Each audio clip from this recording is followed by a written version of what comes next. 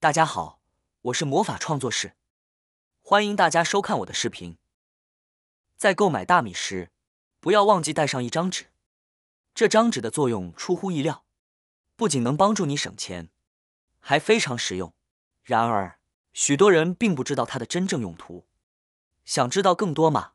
那就跟着视频一起了解吧。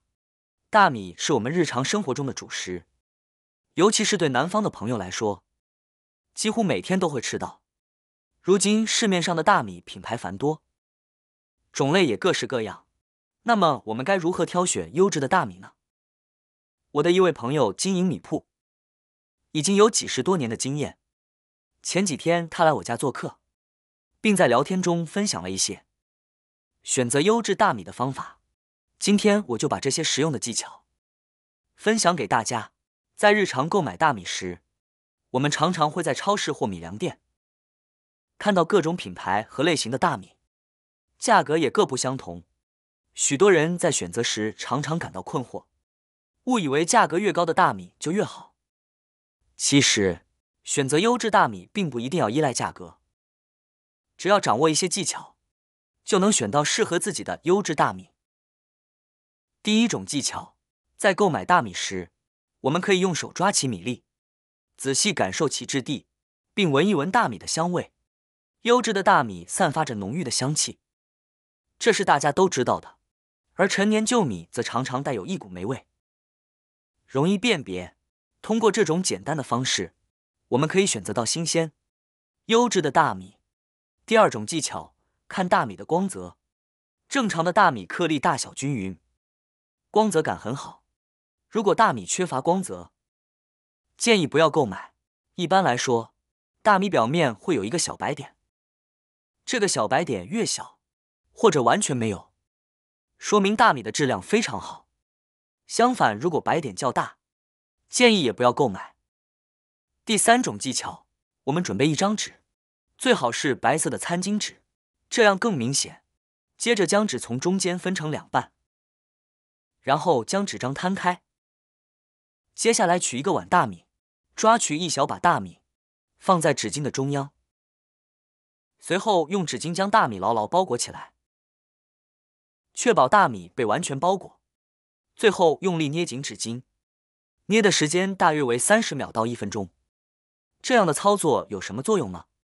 别走开，我们接着下面一起看看。大约1分钟后，我们将纸巾展开，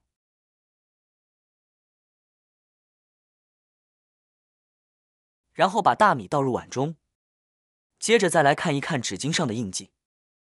无论大米的品质如何，如果倒下去后纸巾上没有沾染到任何东西，这就说明我们的大米相对比较新鲜。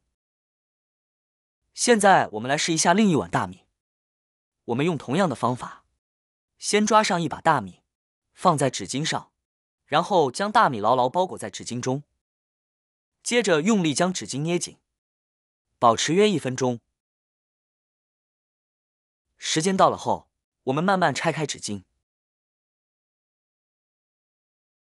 将大米倒入碗中，看看最后的效果如何。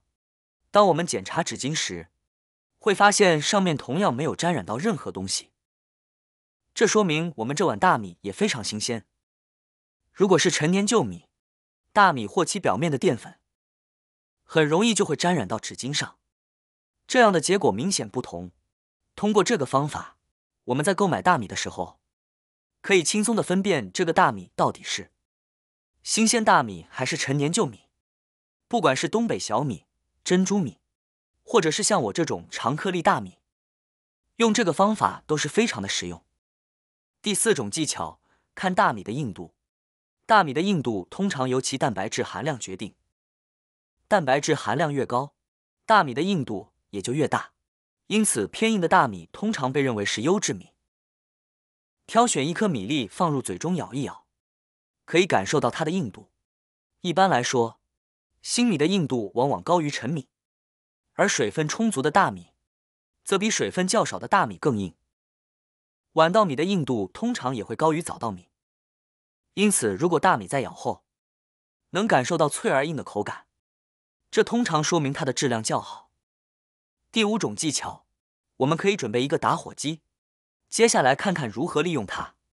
首先从碗中拿出一颗大米，然后用打火机轻轻加热这颗大米，请务必将火焰调到最小，以防烫伤。在加热的过程中，优质的大米会散发出浓郁的香气，类似于爆米花的味道。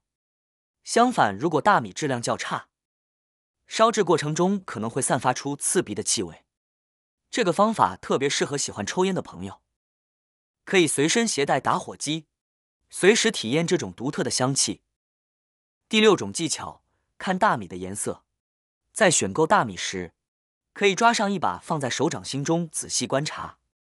首先注意大米的颜色，如果大米不是晶莹剔透的，而是呈现出淡淡的淡黄色，并且米粒表面有一些细小的纹路，那么这可能是陈米，因此像这样的米就不应选择。我们应该优先选择看起来晶莹剔透、表面光滑且没有裂纹的大米，这样的大米通常是新米，更加新鲜可口。第7种技巧，这2碗不同的大米，我们只需要用双手分别插入2碗大米的底部，然后在底部不停地抓一抓，大约这样抓个30秒钟左右。接着将双手拿出来仔细观察，如果其中一只手上沾的白色粉末越多，这就说明这碗大米的品质更好，这表明这种大米的淀粉含量较高，因此其营养价值相对较高。因此在淘米的过程中，我们不应将大米淘得过于干净，通常淘洗2次即可。朋友们没想到吧？买大米还有这么多讲究。掌握了以下几个技巧后，在购买大米时，你就能轻松辨别其优劣。这样一来，再也不用担心买到那些黑心商家的陈年旧米了。最后，我想和大家分享一些保存大米的方法，以防止生虫、发霉和变质。一种有效的方式是将一个大蒜放在大米中间，大蒜的气味浓烈，能够有效驱赶虫子，从而防止它们滋生。通过这种方法，即使大米在短时间内吃不完，也能避免生虫和发霉，保持大米的干燥和新鲜。好啦，今天的视频内容呢就分享完了。喜欢我的视频的朋友们，记得点赞、转发、分享哦。希望可以帮助到更多的朋友。或许你有更多更实用的小技巧，欢迎评论区留言分享哦。点击我的视频头像，还可以观看更多的生活技巧。每天呢都会分享不同的精彩视频，别忘了关注我哟。感谢您的支持，我们下期再见了。